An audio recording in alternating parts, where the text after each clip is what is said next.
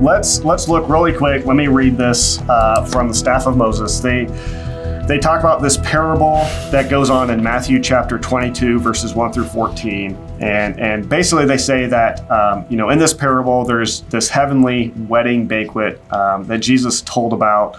And he said, the saints are always described as those who are invited, the guests, and not as the bride. And so we'll read through a little bit of this parable. And in response to the parable, they say, in this parable, the son of the king stands for Jesus, who came as the Son of God. Then who are the guests that are invited? We see that they are the saints when we refer to the word chosen.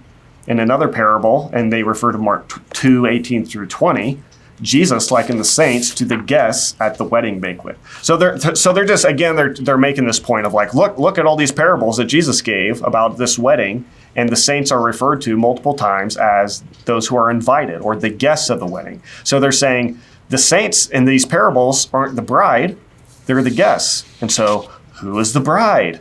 And again, this is one of their, it can throw you off if you're hearing this for the first time.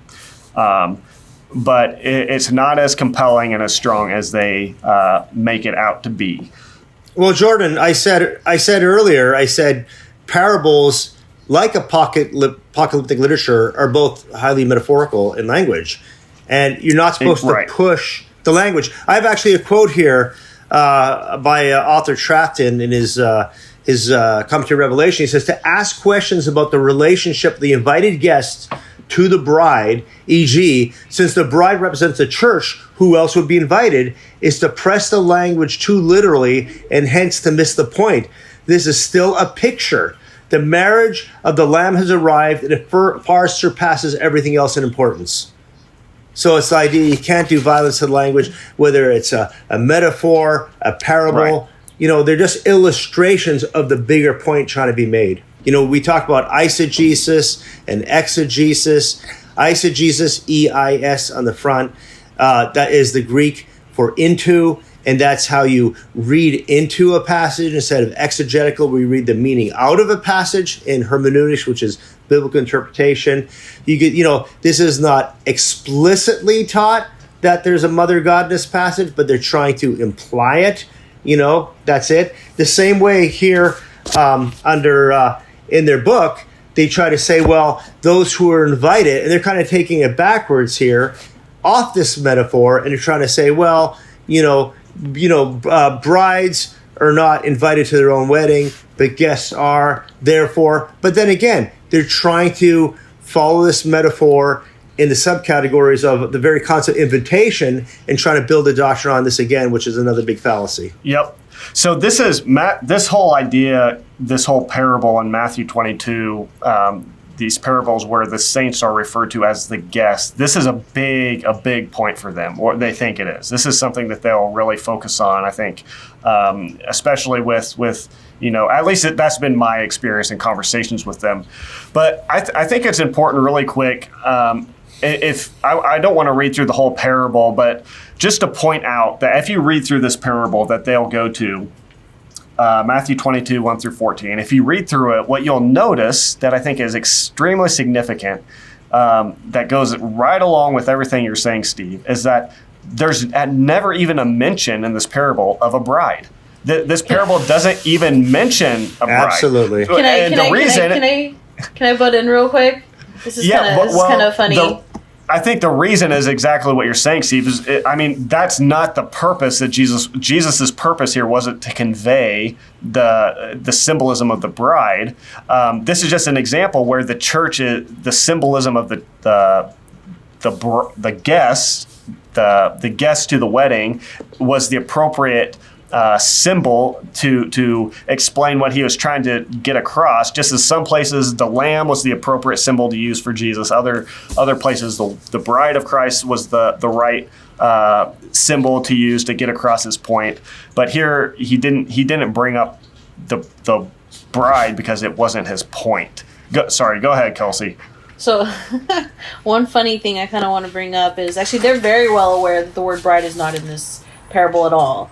And they actually use that as a transition to Revelation 19. Right. Because they say, well, here it's talking about a wedding banquet, right? But there's no mention of the word bride. That's because the time frame for the bride to appear was not 2,000 years ago, but in the last days. So they actually consider Matthew 22 as proof of Jesus testifying that there exists a God the Mother. Even though simply because they're almost saying like, look, Jesus didn't mention the wife. He didn't mention the bride here. So who is it? Like, obviously. Well, so you're saying they almost used that silence as supposed evidence to support. Yeah, so they use this as an example of Jesus testifying, because people would tell us like, you know, Jesus never spoke of a God the Mother, and we would be like, actually, yeah, he did. He alluded to it in Matthew 22, but the reason why he didn't speak openly about it is because the time for her to appear was not 2,000 years ago, but in the last days. And then they show Revelation 19 where it says the bride has made herself ready, right? So the bride will be made ready in Revelation time, which is in the last days. And they also say that Revelation 19, this whole passage happened in 1984. You know, we look at this as a future event. So, like I said before earlier, there's different theological schools on this. Some Christians would say that the wedding guests are the Old Testament saints. I don't believe in that school of theology. I would say that, you know, the church is both. But in the same school of theology, they would try to put Revelation 19 in a certain sequence. I say that the whole idea of the marriage supper, you know, here, it's basically a hymn. If you look at the context of Revelation, you know, it's basically a hymn from the saints, where in the first couple of verses, they're talking about, you know, how great it is that Babylon has fallen in verses 1 and 2. And that's reiterated in 2 and 3. And then, 3 and 4, I believe. And then verses 4, the next few verses, they go into the idea of this whole idea of the marriage supper. And I say this, it's not on that timeline in Genesis the way I would see. I would say the actual marriage supper is occurring in Revelation 21, because that's the idea when she comes down as a bride in the first verses of Revelation 21. And that's kind of at the time on the timeline when it happens. And that's kind of after Christ comes again in Revelation 19:11. So the WMSCOG looks at this parable that is referring to a wedding. The saints are being referred to, they're symbolized as the guests. And then they'll take that, and this is such a big deal for them, and they'll say, well, who is the bride? And they'll kind of assume that we have this like biblical responsibility to discover the identity of the bride.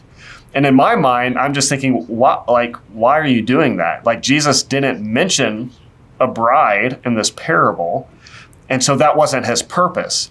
To me, it's like, I'm trying to think of an example that maybe you guys can help me with. Like, think of another parable where like either we or something else is referred to, like the mustard seed, maybe, where like faith is referred to as like this mustard seed. And it's almost like, okay, well, if there's a mustard seed, there must also be ground a ketchup seed. And so, anything like that. So it's like, okay, well, who is the ketchup seed, or do you kind of see where I'm going? It's like, yeah, what? It all goes back to what I said before. It's the main point of the illustration. And, you know, you just got to stick with it. Sometimes, like you said earlier, they can talk about, you know, bridegrooms without mentioning the bride, because there's an overarching point of the metaphor. It's just merely an illustration. This was a vision given to John, and, you know, it's about the consummation, you know, the final union of the Redeemer and his people. That, you know, they had ideas in the Old Testament about this banquet, and the ideas in the Old Testament of Israel being the bride revealed as the church. And, you know, again, it all goes down to what's being illustrated in that passage. Yeah, Let's not make the same mistake. Let's not make the same mistake they are. Yeah. If Jesus didn't mention a specific character in a parable, then there's no obligation for us to try to figure out who this character would be if they were mentioned. So it's almost like, I mean, this isn't the greatest. Shouldn't there also be a priest there, somebody to officiate the wedding? Exactly. There you go. So No, that's exactly it. Like, okay, well, who is the officiator That's of the wedding? absolutely required for a wedding. You know, you could even go as stupid as saying like, well, at a wedding there's chairs, and so what do the chairs symbolize? What do where's the church that they're going to get married into? Yeah, and what does that symbolize? Okay, so it's just not good rationale for them to jump from this illustration, this parable, to assume that we have to find the identity of the bride, because that's not the point. That's an example of pushing a parable to apocalyptic a place literature, or apocalyptic literature to a place where it's not intended to go. Well, also that they say, one other point that they make is that they say this is a parable of the wedding banquet. Why did Jesus use a wedding banquet to illustrate this point, right? Because a wedding, a very critical piece of a wedding is a bride. So I think that they would try to make that point, is that why is it a wedding banquet? But I think you could respond, Kelsey, with exactly what you just said. Like, yes, it's granted a bride is a very important aspect of a wedding banquet, but there's many other important aspects. What about the mother of the bride? And so let me just read this. Yeah, the servants. Yes, let's not go too far. Let me just read this, and I think these are just some of the thoughts I had about their use of this parable. These are just some of my thoughts that I wrote down. See if this makes sense, and we'll maybe try to wrap it up with this. So, once again, the World Mission Society Church of God takes this parable too literally. They assume that since the guests are pictured by the saints in this parable, then that must mean the bride in this chapter is a separate entity than the saints. But notice, this parable doesn't even mention a bride. For the WMSCOG to add a bride to this passage is to add to the words of Jesus and to assume a purpose for this parable that Jesus doesn't give. This parable serves a specific purpose, to speak about the gospel being like a wedding invitation that we either receive or refuse. The purpose of the parable isn't that we should find a symbolic meaning behind every possible character who would be involved with that wedding. The parable doesn't even mention a wife, and so we have no biblical obligation to provide a meaning for who this wife represents, being that based upon this parable, there is no wife mentioned. So if the WMSCOG's logic is correct here, and we are obligated to find a meaning of the bride in this parable, even though she's not mentioned, then to be consistent, we should also find a meaning to the wife of the father in this parable as well. So remember, the person's being married. The person's being married here are the son, the father is here, and it specifies that it's the son of the father, I think, who's the one hosting this giving this wedding banquet. He's the one preparing it. And so if we have to find an identity of the son's wife, then we should find the identity of the father's wife. Both the father and son here are representative of God. And so here's kind of how I conclude this. Think about this. In this parable, the son or the bridegroom has a father. Well, if he has a father, then by necessity, he must also have a mother. It's not only the bridegroom in this parable who would have a bride. This father has a wife too, doesn't he? So who is this wife of the father? If the WMSCOG is correct, and the bride in this parable is symbolic of Mother God, or I guess that should be the other way around. No, that is correct. Sorry. If the WMSCOG is correct, and the bride in this parable is symbolic of Mother God, then the wife of the father must be a third or a second female deity, a third deity, Grandma God. Now we've got Grandma God. If the WMSCOG is correct, and we have to find symbolic meaning for the wife of the bridegroom in this parable, then to be consistent, they should find a meaning for the wife of the father. And so, but that's what happens when you push it too far. This is reductio that's when you push it too far, right? Reductio ad absurdum. To me, it makes perfect sense that if this wife of the bride is a symbol of a mother God, then the father, right, who also has a bride, and the father in this parable, this is obviously would be symbolic of God the Father. He has a wife too, so there must be a Grandma God. that seems like the logical working out. Like if you just rationally follow the logic and you say, okay, the WMSCOG is correct in their reasoning, then that's where you should logically, rationally, I'd say even biblically end up. Where now you've got a grandpa God, you've got a mother God, you've got a grandma God, and you've got God the Son. So let's take it on both sides of the spectrum here. So that's kind of reductio ad absurdum. You're mocking the idea just to show how, where you can get to. But on a more basic level, a more obvious level, we haven't brought up that Revelation 19:9 is actually a beatitude. And just like Jesus had beatitudes in the Sermon on the Mount, well, there's also 7 beatitudes in the book of Revelation. This is the 4th of the 7. You have in verse 1 verse 3, blessed is he who hears the word of prophecy, and 14:13, 16:15, 19:9, 26, 20 verse 6, Revelation 22, 7 and 14. Those are the 7 beatitudes. And he's basically putting blessings upon people who do certain things. This verse, he's saying, blessed are those who are invited to the marriage supper of the Lamb. So on a very, very basic level, this is a beatitude, a blessing to those who are partaking of it. And that's the thing. It's basically a call to salvation. It's a perfect tense in Greek. You have aorist, which is a completed action. You have a perfect, which is an action it's already done, but it has a relevance to the present time. And right here, it's the idea of blessed are those who are invited to the marriage supper of the Lamb. And it has a continuous action. It's rooted in the past, but it's got a continuous action to what's in the present right now, where we're, it's a participle. Those are continuing to call up for that invitation for the people at this time. So you have to understand Revelation 19 verse 9 in the sense of beatitude. I think that's really important to understanding the basic meaning of the verse. Yep. One other thing that I just noticed too is that Matthew 22 obviously is talking about the groom, the bridegroom, and the guest, right? But then in Revelation 19 verse 9, it says, "The angel said to me, write this, blessed are those who are invited to the wedding supper of the Lamb." It doesn't say, blessed are those who are invited to the wedding supper of the Lamb and the bride. The emphasis is on the Lamb. Interesting. Right. So it's talking about the... Right. Because you could even do that same logic here in Revelation 19:9.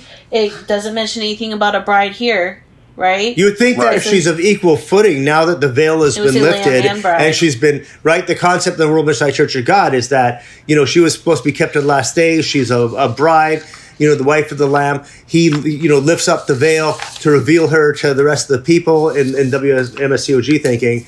So, you should be on equal footing at this point now that she's fully revealed. But obviously, again, the emphasis is on the Lamb. It's not on a second, that's little interesting. Korean deity. I think that's very significant too. So, in conclusion, they conclude this chapter and they say, therefore, it is wrong to insist that the wife of the Lamb, the bride, at the wedding banquet, referred to in Revelation, refers to the church. In the parable of the heavenly wedding banquet, the saints are the guests, not the bride. So that's kind of their conclusion of these parables. And I would just say, well, the church, yes, the church, the saints are referred to as the guests here, but other places they're referred to as the bride. And so, and if you follow the rationale to use this point that yes, the saints are the guests in these parables, and they say therefore who is the wife? It must be Mother God. Like if you use their logic to reach that conclusion, then I think if you follow it, you should arrive at, as we just said, a grandma God, and a variety of other things. If you push those parables in the same fashion that they are pushing them and trying to squeeze out meaning that I think Jesus never intended them to have, then you're going to arrive at all sorts of ridiculously crazy ideas. So okay, I think that's enough for this chapter. Let's try to summarize here at the end. I think we covered a lot. I think a lot of pretty, in my opinion, not to boast on us, but I think we covered some pretty good points here that to me really make these arguments not look as strong as they might think. So we were very let's thorough. I think we went deep. We looked at the genre. We looked at basic logical principles. We looked at what the verses are saying. We said how this is not the only way you can understand this verse. And also the bigger issue to me, again, is the explicit teaching of Scripture cover to cover is that there's one God. And, to try to, look at some metaphor to build a doctrine in apocalyptic imagery is a critical mistake to base your salvation on that.